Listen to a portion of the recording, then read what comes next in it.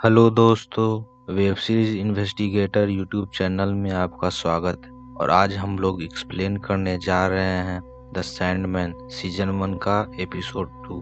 अगर आपने एपिसोड 1 का एक्सप्लेनेशन अब तक नहीं देखा है तो आई बटन पे जाकर जरूर देख लें। तो चलिए शुरू करते हैं। एपिसोड 2 में हमें दिखाया जाता है कि सैंडमैन जब अपने किंगडम में जाता है तो वहाँ अब कुछ नहीं बचा, उसका महल भी खंडर बन गया। तो लूसियन जो उसकी सेक्रेटरी होती है उसे बताती है कि आपके जाने के बाद यहाँ की हर एक चीज टूटने बिखरने लगी, यहाँ तक कि लाइब्रेरी में जितने भी बुक्स थे सबके पन्ने कोरे कागज में बदल गए थे। धीरे धीरे करके पूरा महल तबाह हो गया, यहाँ तक कि महल में रहने वाले हर शख्स यहाँ से धीरे धीरे चला गया था। जिस पर ड्रीम कहता है कि चाहती तो तुम भी जा सकती थी, पर क्यों नहीं गई। इस पर लूसियन कहती है कि उसे विश्वास था कि वो एक दिन जरूर आएंगे। इसके बाद ड्रीम अपनी पूरी ताकत से अपने महल को फिर से बनाने की कोशिश करता है, पर सालों से कैद में रहने के कारण और अपना रूबी, रेत और हेलमेट के बिना वो कमजोर हो गया था, जिसके कारण वो थक हार कर गिर जाता है। जिस पे लूसियन कहती है कि मालिक आपको आराम की जरूरत। द ड्रीम बताता है कि जब तक वो अपनी चीजों को वापस न ले आता तब तक वो आराम से नहीं बैठेगा। वो तीनों चीजें चोरी हो चुकी है और मुझे किसी भी कीमत पर उसे वापस चाहिए। इसके बाद सीन शिफ्ट होके न्यूयॉर्क के एक शहर में दिखाया जाता है जहाँ एथल फोन पर कुछ बात करे। अजीब बात यह है कि इतने सालों बाद भी एथल आज भी यंग दिख रही है और काफी अमीर भी है। अब वो एक स्मगलर बन चुकी है और इसी कारण से वो अमीर है और अलग अलग भाषाएं भी जानती है। और इसी बीच कोरिंथियन उसके घर अचानक आ जाता है और उसे बताता है कि जिस ताकत के साथ वो इन सालों तक जी रही थी अब वो खत्म होने वाला है, क्योंकि वो आ चुका है।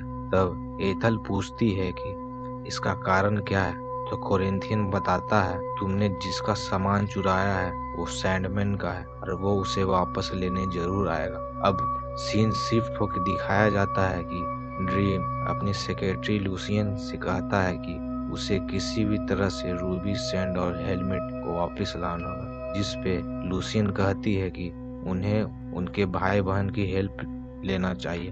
तब ड्रीम कहता है कि जब वो 100 सालों तक कैद था तब कोई उसकी मदद करने के लिए नहीं पहुंचा, और आज जब वो आजाद है तो फिर भी कोई उससे मिलने नहीं आया, तो मैं क्यों उनसे मदद मांगू। हम लोग एक दूसरे की दुनिया में कभी भी दखल अंदाजी नहीं करते। तो लूसिन पूछती है कि उनके अलावा कौन उनकी मदद कर सकता है। तब ड्रीम बताता है कि त्रिदेवी यानी भूत, भविष्य और वर्तमान काल की औरतें जिसके पास समय का ज्ञान और हर पहेली का अर्थ, वही तीनों हमारी मदद कर सकती है। मगर वो खाली हाथ मेरी मदद नहीं करेगी, इसके लिए उसे एक भेंट ले जाना होगा। लेकिन अब उसके पास इतनी ताकत भी नहीं थी जिससे वो उनके पास जा सके, और उसके पास कुछ था भी नहीं जो उन्हें भेंट के रूप में दे सके।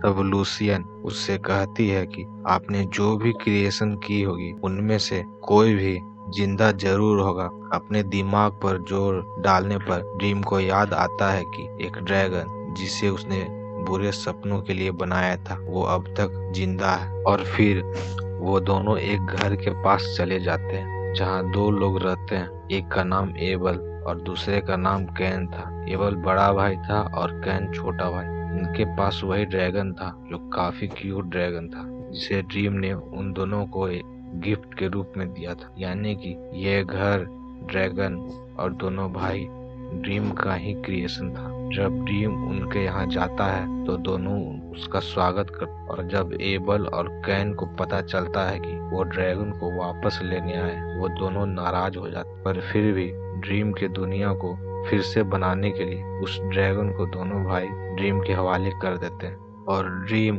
उस ड्रैगन को रेत में बदल के अपने अंदर ले लेता है। इसके बाद वो वहां से चला जाता है। इधर केन जब अपने लॉर्ड मोफियस को सक्सेस होने के लिए विश करता है तभी एबल गुस्सा होके अपने भाई को मार देता है। इन दोनों भाई के बारे में एक छोटा सा इंफॉर्मेशन दे दूं कि बड़ा भाई एबल एक शिकारी है और छोटा भाई कैन उसका पहला शिकार है जिसे एबल कभी भी मार देता है और कैन को गाड़ देता है, जिसके बाद कैन फिर से जिंदा हो जाता है और यही साइकिल दोनों में चलते रहता।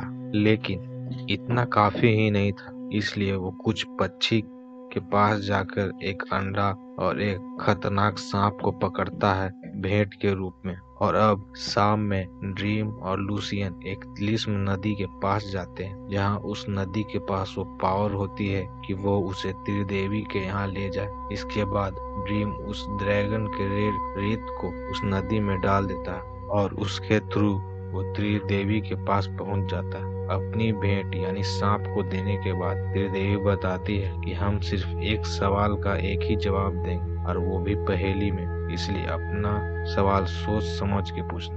तो ड्रीम अब अपना पहला सवाल पूछता है, मेरी रेत की बैग कहाँ है? तो एक देवी उसे बताती है कि वो किसी जोहाना कॉन्स्टेंटाइन को बेच दी गई है लंदन में। और उसके बाद वो दूसरा सवाल पूछता है कि उसका हेलमेट कहाँ है? तो दूसरी देवी यानी वर्तमान की देवी उसे बताती है कि वो किसी दानव के पास है, जो कि एक रक्षा कवच के बदले बदल दिया गया है। और अब वो अपना तीसरा सवाल पूछता है कि वो रूबी कहाँ है? तो बताती है कि वो एक माँ ने अपने बच्चे को भेंट के रूप में दे दिया। इसके बाद सीन शिफ्ट होकर दिखाया जाता है कि इधर कोरिंथियन ईथल से ड्रीम के चीजों के बारे में पूछता है, पर वो नहीं बताती है। और इस पर वो उसे मारने के लिए आगे बढ़ता है, पर यहाँ पर ईथल वही रक्षा कवच निकालती है जिसे उसने हेलमेट के बदले उस दानव से ले लिया था। और उस रक्षा कवच के कारण कोरिंथियन मर के कहीं गायब हो जाता है। इधर दिखाया जाता है कैन जब अपनी कब्र से जिंदा होकर बाहर आता है, तब वहीं पर उसे एक अंडा मिलता है जो कि ड्रीम ने